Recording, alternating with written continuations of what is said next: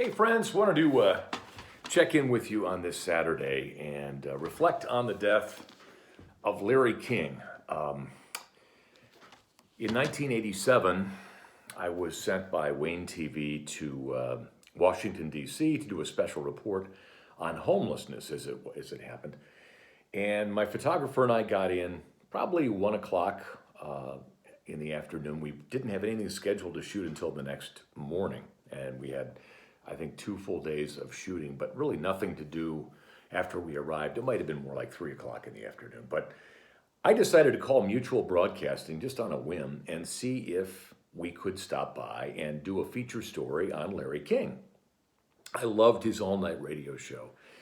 And I just thought it would be kind of an interesting thing to get behind the scenes and see how he did what he did.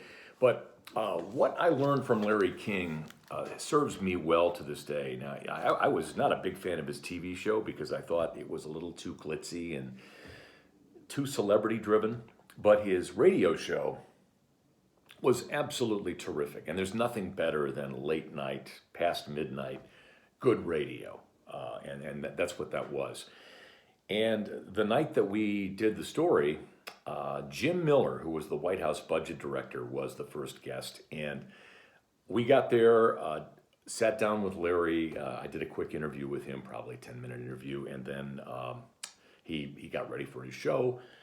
And we got our B-roll, which was him on the air and him walking around before the show and that kind of thing. But one of the things he told me, and that I actually witnessed later, was that he would make his guests sit in the lobby until like 15 seconds before the segment began. So the news would be at the top of the hour, and Jim Miller, the budget director, would be sitting in the lobby, and then someone would come and get him, and he would literally plop down in the chair as the news was ending. And Larry would say, "Jim Miller, the White House budget director, is our guest today." And Larry told me that, and he's absolutely right, that when you do an interview, most people to this day, they still want to be pre-interviewed. They'll ask you, what are you going to ask? Or can you give me the questions? That's the worst one. You don't want to do that ever. But Larry was smart about this. He said that if you have even a very casual conversation with someone before the interview begins or the tape rolls, they'll say things.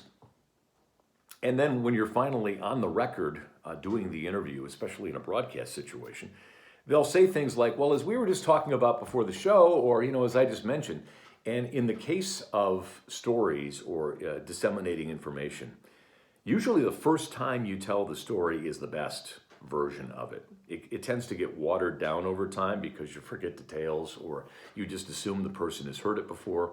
And so Larry's thing was he was going to keep people in a back room or in the lobby, somewhere where he could have no conversation with them whatsoever. So when the show began, they were literally starting the conversation, and there would be none of those kinds of things. And it allowed for it to be very fresh and very real and completely unrehearsed. And so that's guidance I've continued to use to this day.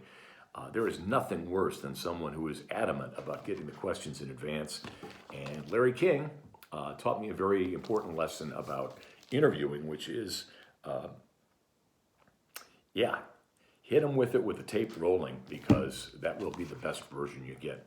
And I realized today I had this. Hank Aaron died yesterday. Been a tough week. But Home Run Derby, I think, was a TV show that ran in the 1950s, maybe 59, 60.